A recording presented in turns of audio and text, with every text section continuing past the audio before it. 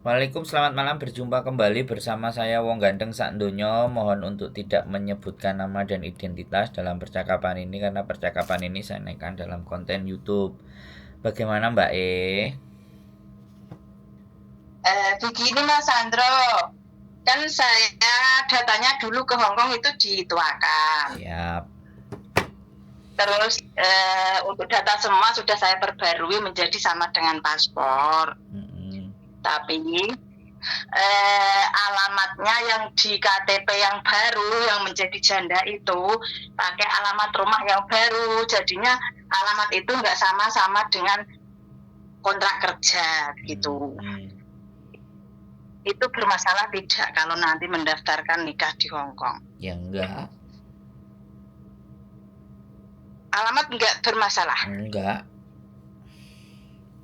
Kan sudah cerai. Jadi misal, oh ya sudah cerai, Ya, tapi iya. maksudnya begini Mas, yang di kontrak kerja kan dulu alamatnya ibu, terus di surat cerai itu juga alamatnya ibu, terus yang sekarang kakak sama KTP pakai alamat baru rumah saya yang baru, gak apa-apa, enggak sama?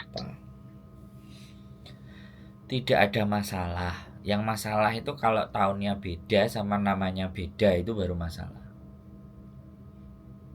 Ya, terus yang kemarin kalau kakak beda satu huruf itu juga bermasalah Nah, Mas. itu masalah. Itu bermasalah. Beda satu huruf bermasalah. Hongkong semuanya harus sama. Nggih, terus berarti udah misalnya udah diperbarui yang nama itu toh, nggak apa-apa ya Mas, bisa dibawa ke sini ya datanya berarti. Monggo, boleh. Intinya kalau sampai mau menikah itu semuanya harus sama.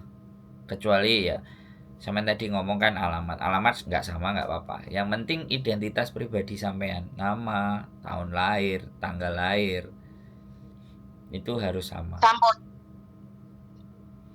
Harus sama seperti paspor sama KTP Hongkong.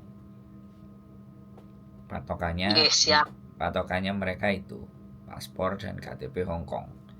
Kalau sudah sama ya tinggal digas saja. Nah, tapi persoalannya kan sampean hitung surat cerai sampean. Ya kan? Oh iya, sing bermasalah saiki surat cerainya Mas, itu sampean bisa bantu enggak? Ya, nanti boleh ketemu. Nanti kan sampean sudah foto itu kan?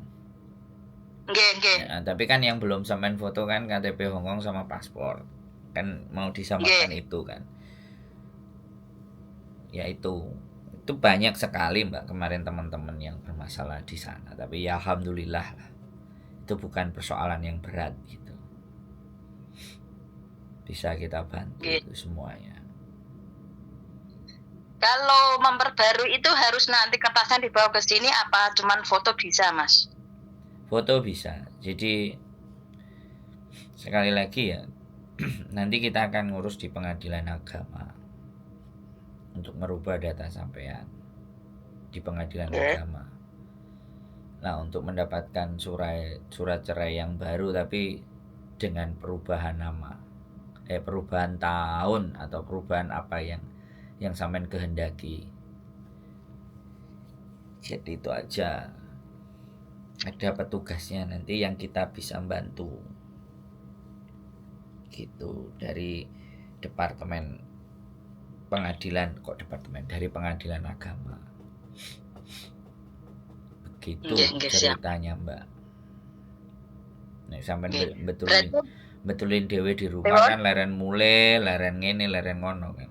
Tapi ya nggak apa-apa kalau sampean memang mau ngurusin sendiri di rumah. Kalau minta tolong ya kita bantu. Nek data semua masih di Indo, rencanakan tahun depan pulang diambil. Tapi misalnya di sini bisa diperbarui kan, nanti pulang sudah beres, nggak usah ambil terus nanti dadak gateni net yang mriko ganti-ganti ngono maksudnya. Ya kalau sudah dibetulkan ya sudah menikah saja gitu loh. Betul kurang akte cerene niku masih ikut data saya yang asli 36 tahun. Nah iya, maksud saya kan kalau itu sudah dirubah dan semuanya sudah sama, ya sudah. Kan kalau buat menikah ya sudah dibuat menikah saja kan gitu. Tujuannya kan mau menikah toh. Nggih, nggih, mau dibuat menikah. Menikah di Hong Kong. Setelah menikah di Hong Kong, kalau suatu saat sampean mau pulang ke rumah sama pasangannya, ya surat nikah sampean nanti bisa dibawa ke KJRI untuk meminta duplikat nikah atau pengetahuan untuk mengetahui bahwa sampean sudah menikah di Hong Kong. Jadi kalau toh pun pulang ke rumah, pulang ke kampung, ada suratnya, sampean gak digrebek wong kampung. Kan kadang-kadang teman-teman kayak gitu. Ada yang sudah menikah di Hong Kong, begitu pulang nggak bisa bawa pulang pasangannya karena ya sekali lagi belum megang surat nikahnya yang ada di yang untuk Indonesia. Tahu-tahu datang ke rumah. Ya kalau tonggo-tonggo nenek sing elek kan kita sudah punya bekal surat. Nek tonggo-tonggone sing gak seneng ya kan. Nah, apalagi kalau ngurus menikah di Indonesia dengan orang luar itu juga tidak gampang gitu loh Mbak. Harus ada N1 sampai N5, N4 atau berapa saja itu loh keterangannya. Terus mu'alaf lah macam-macam dan semuanya karena harus sama agamanya. Wah itu tetek bengek bla bla bla bla bla bla gitu kan kadang-kadang. Lah sedangkan pulang kan nggak cukup punya waktu banyak dengan pasangan. Nah makanya kalau sudah menikah di Hong Kong itu kan enak, surat nikahnya sudah dibawa ke KJRI, mengetahui kutipan nikah dari KJRI bahwa menjelaskan sampean dan pasangan bapak ini sudah menikah di Hong Kong. Nah surat itu kalau dibawa pulang kan aman, setidaknya disampaikan sama pamonge ini bojone dan ini dokumennya. Kalau di rumah mau ijab kabul saja ya kan, hitungannya kayak siri yang nggak perlu ditulis surat, yang agar kiri kanan dan atas bawah juga mengetahui juga boleh. Soalnya ada juga KUA yang belum tentu menerima surat nikah kita dari Hong Kong. Terus dia membuatkan duplikat lagi sebagai kantor urusan agama KUA gitu, bahwa sampean sudah menikah di Hong Kong dan ini ada buktinya, terus dia bisa memberikan kutipan. Nggak semua KUA berlaku seperti itu Mbak. Ya itu makanya mewaspadai. Nggih, paham. Jadi seperti itu. Tapi nek KUA-ne sampean Pak Kepolone itu bijaksana, sampean bawa dari KJRI dan itu ada sesuatu yang resmi, harusnya dia bisa mencatatkan. Nah, jadi tugas KUA itu menikah itu tidak hanya sebagai saksi dalam pernikahannya, mengetahui prosesnya, tapi juga mencatatkan. Tapi kalau sampean sudah nikah di luar, nah fungsi yang kedua mencatatkan. Nah itu walaupun sampean tidak melakukan pernikahannya di Indonesia lagi, pihak KUA harusnya juga mau mencatatkan pernikahan sampean yang sudah dilaksanakan di luar negeri. Ya kan, tapi kan kadang ada juga kepala KUA-nya agak fanatik. Ya kan, kalau dia mencatatkan dan dia mengesahkan sedangkan dia tidak melihat pernikahannya dengan mata kepalanya dia sendiri, sama aja dia mengizinkan untuk orang berzina. Itu kan fanatik toh Mbak, bener nggak? Soalnya kemarin saya ketemu yang begitu Mbak. Makanya kan saya sama bojoku itu sebenarnya waktu menikah di Hong Kong terus ingin menikah lagi di Indonesia. Salah satu KUA di kecamatannya tempat bojoku mentah-mentah nggak mau menolak memberikan catatan. Gitu loh. Padahal kita mau daftar nikah loh. Jadi nikah 2 kali gitu loh maksudnya. Diterima sama mereka dengan mentah-mentah ngomong, saya tidak melihat Anda menikah. Padahal saya sudah membawa suratnya dari Hong Kong pakai bahasa Inggris. Saya tidak tahu. Saya tidak tahu ini. Ya aku nggak ngerti entah. Ya aku ngomongnya fanatik aja. Aku gak ngomong bahwa ya kowe gak gelem ngakoni kowe njaluk duit apa piye, saya nggak mau begitu. Tapi di kabupaten saya, di desa saya, KUA-nya beda kepalanya. Oh, gak apa-apa Mas, kita bantu gitu kan. Lah niki mau Jadi dinikah. sing iki karo sampean mboten padha ya. Ya, itu yang akhirnya menjadi pengalaman buat saya.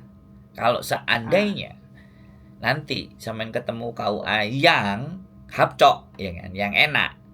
Ya mau sowai kan, mau mandai nggak ada masalah kan, bisa aman. Tapi kalau sampean ketemu yang begitu kan jadi tahu solusinya harus bagaimana, kan seperti itu Mbak.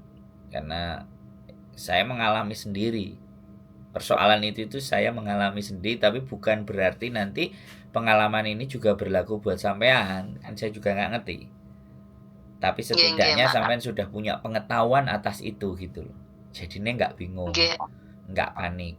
Teman-teman itu kan ketika dia nggak pernah ngalami, sing ditakoki sopo, aku kudu piye, bingung karepe dhewe ya kan gitu teman. Siap. Ada lagi yang bisa saya jawab atau saya bantu? Kira-kira pertanyaan sampean. Namun cuman tanya itu kan kemarin sudah ganti data, cuman kok tak lihat loh, kok hurufnya beda satu, terus alamatnya beda, terus tadi kan mau penuh pertanyaan 2 itu bisa nggak nanti di sini gitu. Bisa, kalau sampean mau dibantu boleh datang ketemu ngobrol, atau sampean sudah kirim tadi gambarnya semua kan, mana yang mau diperbaiki ya bisa kita bantu. Ada lagi cukup? Ada yang mau ditanyakan kembali? Sudah aman? Ampun, sudah aman pun ayam. Siap. Pun paham. Siap. Makasih Mas Sandro. Nggih Mbak sehat selalu Mbak matur sembah nuwun. Bye. Oke teman-teman semua ya. Kembali lagi seputar data dan data. Jadi buat teman-teman semuanya, begitulah namanya kehidupan. Terkadang ketika kita belum pernah mengalami, maka yang terjadi adalah kebingungan dan kepanikan dan harus seperti apa. Tapi ketika kita sudah mencari informasi harus bagaimana dan seperti apa, ya harapannya nanti yang dihadapi di kemudian hari itu setidaknya kita sudah mempersiapkannya. Wadem 9 derajat, 8 derajat. Keep stay tune my YouTube channel and see you next video. Bye bye.